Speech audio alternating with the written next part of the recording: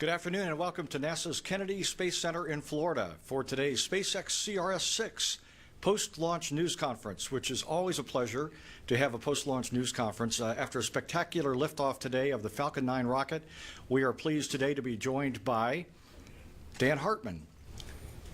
Dan is the Deputy International Space Station Program Manager from NASA's Johnson Space Center in Houston, and by Hans Koenigsmann, Vice President of Mission Assurance for SpaceX and the Chief Engineer for SpaceX on this launch. And we'll start off with opening comments and be happy to take questions. Dan? All right, thank you, Mike, and good afternoon, everybody. First of all, congratulations to our SpaceX team. From Hawthorne to McGregor to the folks here at the Cape, they did just a tremendous job getting the vehicle prepared after the weather delay yesterday. As mentioned, it was just a spectacular launch, and everything looks to be on track. For now, with the launch today, a grapple and eventual berth to our Node 2 on the International Space Station on Friday morning at 6 a.m. Houston time. So we're looking forward to that. The crew's completely trained, ready to go. Systems on board the ISS are ready to receive the Dragon. And then once we berth, we'll take another day for hatch opening, and then we will get on with our research program. There's over 40 experiments on this mission directly related to the one-year studies that we've been conducting. And so the teams are ready to go. Our payload folks in Huntsville, Alabama have done a great job in getting prepared for this. Our principal investigators for all these experiments are ready to go. And so we look forward to the delivery on Friday morning. And with that, I'll turn it over to Hans and give you a status of Falcon and Dragon performance. All right, thank you very much, and thanks, Dan. So I'm super happy. It's a good launch, and I would like to thank a couple folks. The ground team did awesome over the last 24 hours and over the entire integration time. Launch control team was great. The whole vehicle responsible engineer team that works those launches just performed flawless and awesome. The entire countdown was very quiet. There was basically nothing to work on. It was automated completely, and very little chatter on the nets, and everything was just rolling down. And special thanks to the weather guy today. I'm after yesterday and this pretty dramatic 3 minutes before liftoff hold. It was a lot better today. And okay, Falcon 9 did great. From what I can tell, just looking at the console, shutdown velocities were right on the money. Orbit, I presume, is right on the money. If the velocity is right, then typically the orbit is right too. One thing that was different or new this time was the camera from the second stage stayed on Dragon, so you could see the solar array, the covers go away, and then you could see the solar arrays unfold. And that is, oh yeah, there it is actually. Yeah. That is such a phenomenal picture. And and in the past, we turned the vehicle away just before that. So this time we fixed that and have really good pictures of the solar array and Dragon deploying the solar arrays. From what I hear, Dragon is in perfect shape. Going towards the station, the orbit race burns coming up. Basically, the GNC door openings coming up shortly. So from what I heard on the way up here, everything is just working fine, and nothing of concern. Yeah, I can. I think I can talk about the secondary objectives briefly. Totally not important after the primary objective, which is to provide food and cargo and science to the ISS, which is the big thing. The landing on the drone ship, we seem to have landed a little bit too hard. There's the vehicle coming in, so that's. I'm always amazed by that, because on one side we see it going off here, and then we see it, 200 miles further somewhere else on a drone ship that sits in the middle of the ocean. We see it coming down. So it came down and it landed apparently a little bit too hard. I saw 2 frames basically, and then that was the end of it. So we're still looking at data. We need to analyze what happened. Looking at the data itself quickly, I heard that everything seemed to be fine, so it's not quite clear what happened, but it's certainly needs more work in the next couple of missions. Which, by the way, the next attempt would be then on CRS-7. Other than that, that was pretty much all I had. All right, thank you, Hans. We'll be happy to take questions now. Please wait for the microphone, state your name and affiliation, and to whom you're addressing the question. And we'll begin with Marcia Dunn. Marcia Dunn, Associated Press, regarding the secondary mission. Do you think you'll be able to recover any of the booster? Have you heard whether there is anything left to be gotten? There's a crew boat, but it's standing away from the drone ship for safety. And what I heard is they're on the way. It might take a while, maybe 2.5 hours to get there, I'm guessing a little bit. And then they can see what happened. By the time I left, we didn't have data, so I couldn't see what's on the drone ship itself. But I'm pretty sure there will be something to recover. Yeah. Ken? Hi, Ken Kramer for America Space and Universe Today. For Dan, talk a little bit first about what a relief it is that this is successful. You have a single string only to orbit, so that's got to be a great relief. Talk about that. And the second thing is, you talked a little bit about, I'd like you to talk a little bit about the future missions. You already talked about the docking adapters on SpaceX 7. Tell us a little bit else what's going on SpaceX 7, as well as I think the beam is going up on SpaceX 8. Talk about what's coming up the rest of the year on these SpaceX flights. Thank you. Sure. Let's see, the first part of the question, single string.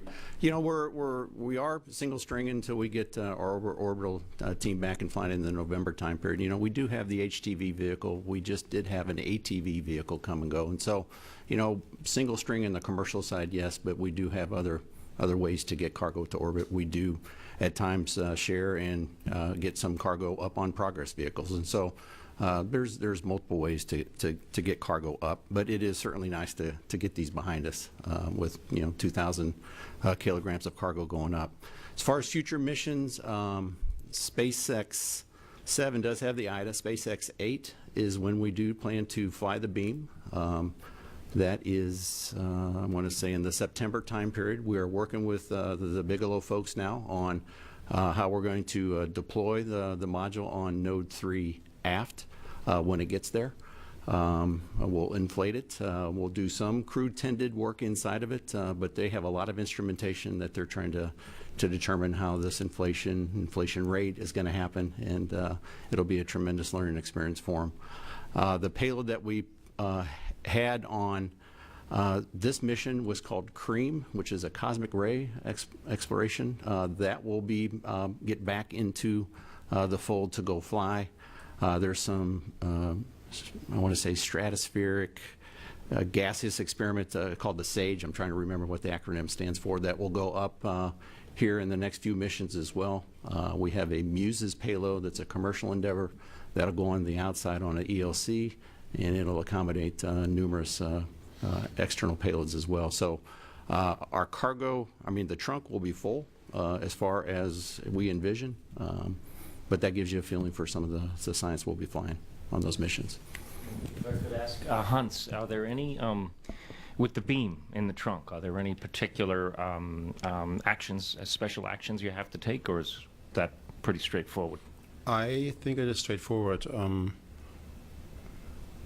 Yeah, I don't know what. So it's basically a 3-latch system. The beam sits in the trunk. SpaceX will uncommand the latches. The arm will grab it, pull it out, and then we move it right over to Node 3 aft for the deployment. Jason? Jason Ryan from SpaceflightInsider.com. I got a couple from Hans. Hans, the first one is, compared to the last landing attempt, we know that you guys are going to try to walk it in and gain more data with each flight. Did we see a step forward in terms of landing with this one? And I have one other question. Absolutely. Well, the last landing, which one do you? The second landing we can't really compare because there was no barge there, and you just have the data, and on the data it looked great. But targeting a barge is more challenging, of course. And then on the first one, we had the fin issue, so we fixed that and targeted the barge more accurately this time, from what I can tell. But again, I need to look at data. We need to work this out and figure out how much better we did.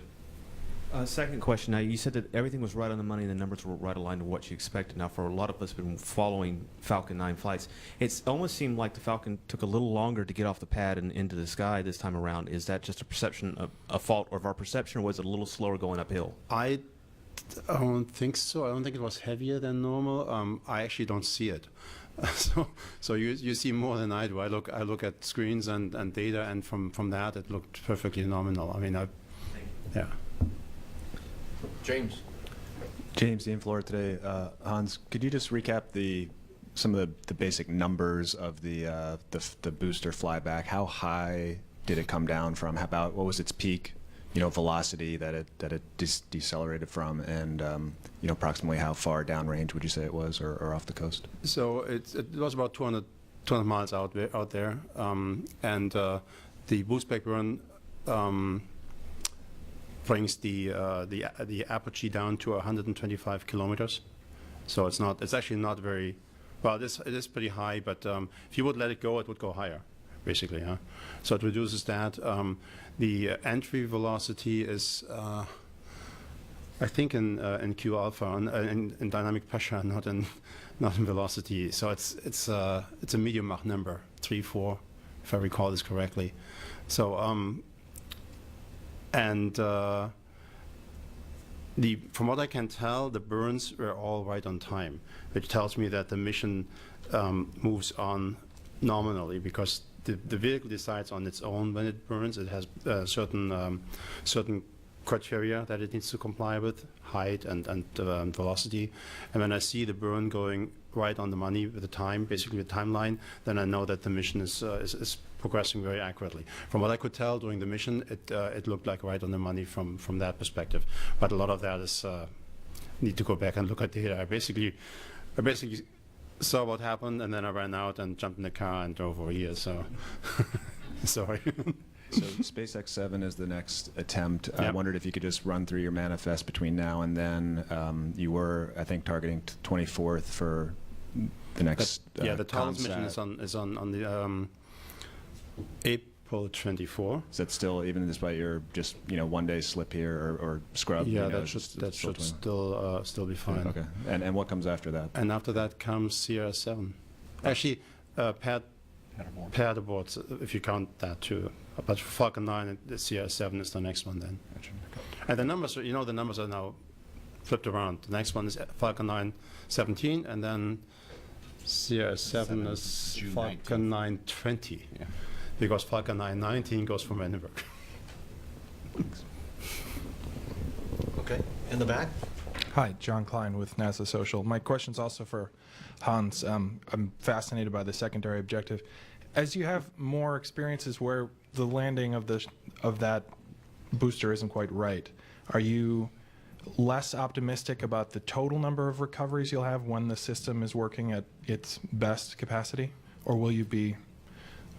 I'm pretty sure we'll figure this out and make it work on the barge, and it's just a matter of finding the right parameters, finding the right method to do this. I don't think there's something fundamental. And at the end of the day, you want to land on land anyway. So this is, I want to say, it makes it a little bit easier to test. Tatsuo Nakajima from Japanese newspaper, the Yomiuri. A question for Hans. Can I have a very basic number of first stage of Falcon 9, tall and diameter and weight when it's landing? Diameter is 12 feet, and the weight is about around 60 to 70,000 pounds. The whole thing is 180 feet. We can I get. think it's 130, 140 feet. It should be in the press cut, actually.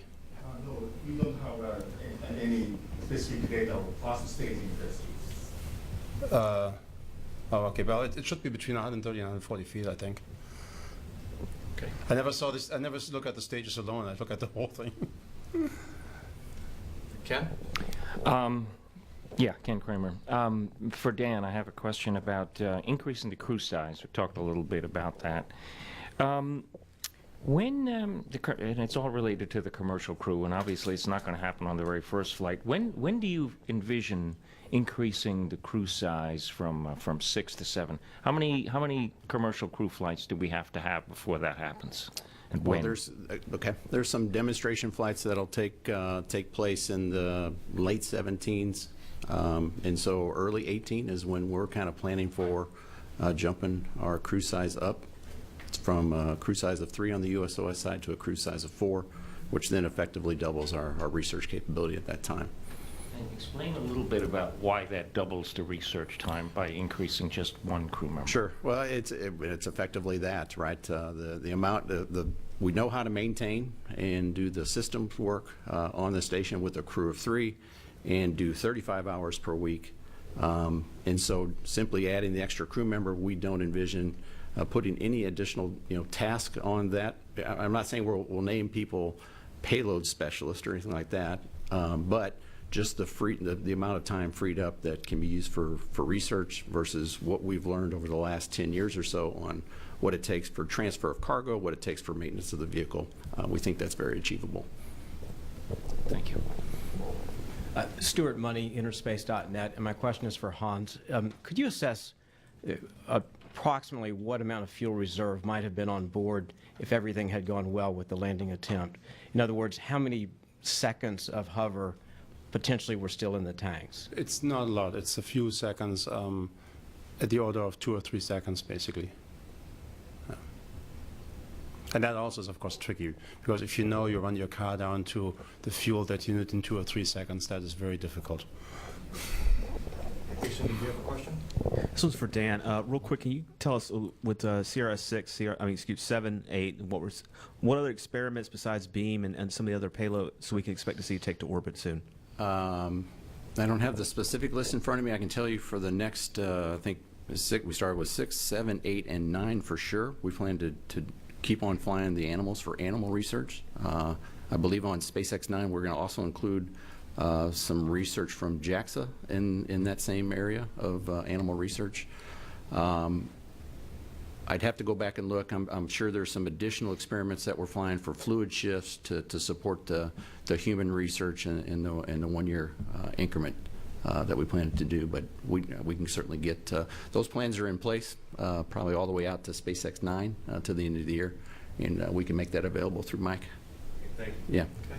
Hi, Lance Robbins with Ars Technica. This is a question for Hans, yet again. What are your thoughts on the recent ULA reusability announcement of their approach? I mean, this is me personally. It's basically, and I think there's some development work they need to do, and they need to go through this, and then we see how it works. I don't know. I mean, I just think it's a different approach. You'll see in the end. It's just, I mean, I don't want to judge it. I saw it briefly, and I was busy with the launch preparations, so I don't really pay too much attention to other vehicles and other companies at that time. Sorry. Okay, one more question here, and then we'll wrap it up. Hi, Enzo Vito, Amber Riddle Prescott, NASA Social. This question is for Hans. Are there any plans to reuse the Dragon capsule on multiple CRS missions? Is there any research doing on that right now? Well, there's we look into, can we use component, can we use parts of the Dragon capsule, and we talked about this during the pre-launch conference too. It's basically work in progress at this point in time. And in the long run, yes, that is the goal. Okay, that's we're going to call it a wrap after a very successful day and the Dragon spacecraft on its way to the International Space Station. We will look forward to NASA television coverage of Grapple and berthing on Friday. The NASA television coverage will begin at 5 a.m. with Grapple expected around 7 a.m. Thank you very much for coming. Between now and then, please feel free to keep up with all the accomplishments of the mission by going to www.nasa.gov/SpaceX or www.nasa.gov/station. And we will close with a replay of today's fabulous launch. Thank you for coming.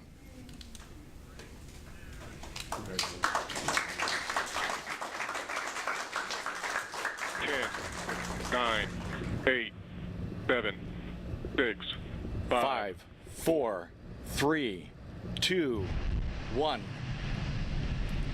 And liftoff. The Falcon soars from its perch toward the International Space Station, carrying Dragon and new science for the one-year crew.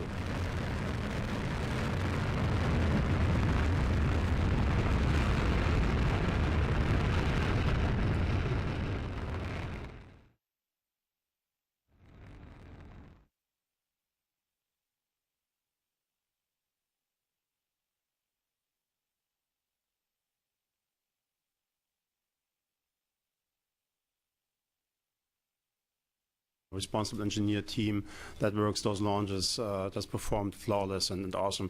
The entire countdown was very quiet. There was basically nothing to work on. It was automated completely and very little chatter on the nets, and everything was just rolling down. And special thanks to the weather guy today. I'm after yesterday and this pretty dramatic 3 minutes before liftoff hold. It was a lot better today. And okay, Falcon 9 did great from what I can tell. Just looking at the console, shutdown velocities were right on the money. Orbit, I presume, is right on the money. If the velocity is right, then typically the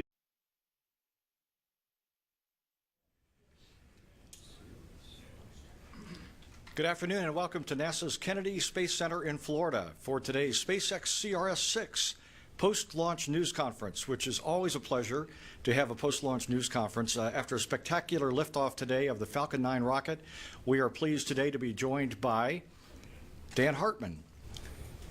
Dan is the Deputy International Space Station Program Manager from NASA's Johnson Space Center in Houston, and by Hans Königsmann, Vice President of Mission Assurance for SpaceX and the Chief Engineer for SpaceX on this launch.